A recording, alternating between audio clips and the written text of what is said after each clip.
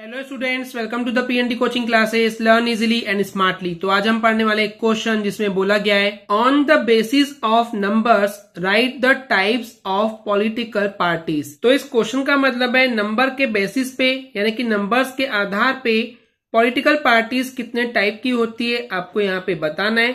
तो चलिए देखते हैं इसका आंसर। तो स्टूडेंट्स, पॉलिटिकल पार्टीज के नंबर के बेस पे पार्टी सिस्टम को तीन कैटेगरीज में या तीन ग्रुप में बांटा गया है। सबसे पहला है वन पार्टी सिस्टम, सेकेंड है टू पार्टी सिस्टम, तीसरा है मल्टी पार्टी सिस्टम। तो चलिए इनको वन बाय वन समझते हैं। तो सबसे पहले समझते हैं वन पार्टी सिस्टम क्या है। नाम से क्लियर है कि वन पार्टी होगी।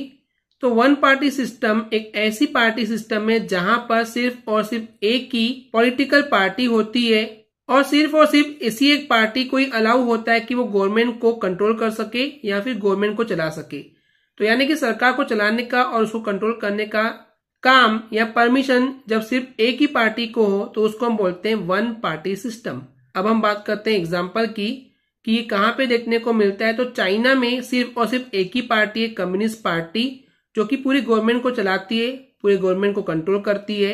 और वहां पे पॉलिटिकल व्यू यानी कि जो पॉलिटिकल नजरिया होता है या अपनी ओपिनियन जो होती है वो रखने का जो हक है वो बैन है, वहां पे मना है। ऐसा कोई आके सामने से बोल नहीं सकता कि नहीं भाई पॉलिटिकल पार्टी से यहाँ पे दो होनी चाहिए या डेमोक्रेसी होना चाहिए। तो ये जो पॉलिटिकल पॉइंट ऑफ व्यू है, डेमोक्रेसी पॉइंट ऑफ व्यू है, वो वहां पे बैन है, वहां पे बंद है। वहां पे सब बातें करना भी एक इलीगल है, गैर कानूनी है। तो ये था वन पार्टी सिस्टम। अब बात करते हैं टू पार्टी सिस्टम की। तो इस सिस्टम में दो मेन पार्टीज होती है। नाम से क्लियर है क्योंकि यहाँ पे दो पार्टी टू पार्टीज है। तो इस सिस्टम में दो मेन पार्टीज होती है। जैसे कि एग्जांपल के लिए अगर हम बात करते हैं तो यूएसए में यानी कि यूनाइटेड स्टेट्स अमेरिका में दो पार्टी सिस्टम है वहां पे, क्योंकि वहां पे दो पार्टीज हैं। और ये दो पार्टीज कौन कौन सी है? पहली है डेमोक्रेटिक पार्टी और दूसरी है रिपब्लिकन पार्टी। तो क्योंकि यूएसए में दो पार्टीज हैं, दो मेन पॉलिटिकल पार्टीज हैं, इसलिए वहां पे टू पार्टी सिस्टम माना गया है। और यूएसए के अलावा यूके में भी हमको टू पार्टी सिस्टम देखने को मिलता है। तो तीसरा सिस्टम है मल्टी पार्टी सिस्टम। नाम से क्लियर है, मल्टी यानी कि बहुत सारी पार्टी होंगी। तो इस सिस्टम में जो है वो बहुत सारी पॉलिटिकल पार्टीज होती है, लेकिन सभी जो पार्टीज हैं वो सेम लेवल पे नहीं होती है। कोई छोटी पार्टी होती है तो कोई बहुत बड़ी पॉलिटिकल पार्टी होती है। तो यानी कि सारी जो पॉलिटिकल पार्टीज है यहाँ पे सेम लेवल पे नहीं होती है। और अगर एग्जांपल के लिए बात करते हैं तो इंडिया में जो है वो मल्टी पार्टी सिस्टम है, यानी कि इंडिया में बहुत सारी पॉलिटिकल पार्टीज हैं। एंड इसी वजह से इंडिया में जब चुनाव होते हैं तो इलेक्शन में ये जरूरी नहीं होता है कि कोई एक पार्टी जो है उसको मेजोरिटी मिल सके, मेजोरिटी में आ सके। तो मेजोरिटी का मतलब है कि आधे से ज्यादा वोट मिलना कंपलसरी होता है किसी एक पार्टी के जीतने के लिए, जिसको हम बोलते हैं मेजोरिटी।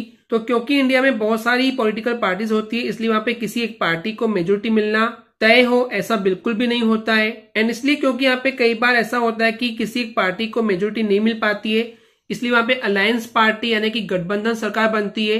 एक से ज्यादा पार्टीज मिलकर के भी गवर्नमेंट कई बार बनाती है।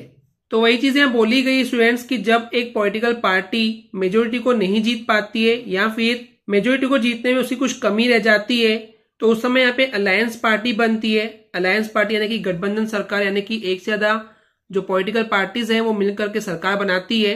तो उस कंडीशन में जो गवर्नमेंट बनती है उसको अलायंस गवर्नमेंट या फिर फ्रंट गवर्नमेंट बोला जाता है, जहां पर दो या दो से ज्यादा पार्टीज जो है वो इन्वॉल्व होती है, शामिल होती है। और यही इस मल्टी पार्टी सिस्टम की सबसे बड़ी कमी बन जाती है कि यहाँ पे कभी भी डिफेक्शन देखने को मिल सकता है। डिफेक्शन यानी कि भंग हो जाती है सरकार। क्या होता है स्टूडेंट्स, समझिए इस चीज को। मान लेते हैं यहाँ पे तीन जो पॉलिटिकल पार्टीज थी, इन लोगों ने मिल करके एक गवर्नमेंट बनाई है, ओके। और सपोज कीजिए कि कल को कुछ समय बाद ये जो पॉलिटिकल पार्टी है ये अपना सपोर्ट नहीं करती है इन दोनों पॉलिटिकल पार्टीज को। तो अब ये दोनों मिलकर के गवर्नमेंट नहीं चला सकते क्योंकि मेजोरिटी नहीं है इनके पास, आधे से ज्यादा जो सीट्स हैं उनके पास उनके फेवर में नहीं है। तो ये सरकार कभी भी भंग हो सकती है, टूट सकती है, जिसके लिए डिफेक्शन वर्ड यूज किया गया है। एंड इसी वजह से इस मल्टी पार्टी सिस्टम में चुनाव के समय पे हमको बहुत सारी प्रॉब्लम्स जो है वो देखने को मिलती है। एंड इसी वजह से जो ये मल्टी पार्टी सिस्टम है ये हमको बहुत ज्यादा गड़बड़ वाली देखने को मिलती है। एंड इसी वजह से पॉलिटिकल इंस्टेबिलिटी देखने को मिलती है। इंस्टेबिलिटी यानी कि अव्यवस्थित, बराबर मैनेज नहीं हो पाता है सब चीजें, क्योंकि यहाँ पे अलायंस होता है, गठबंधन होता है एक से ज्यादा पार्टीज का।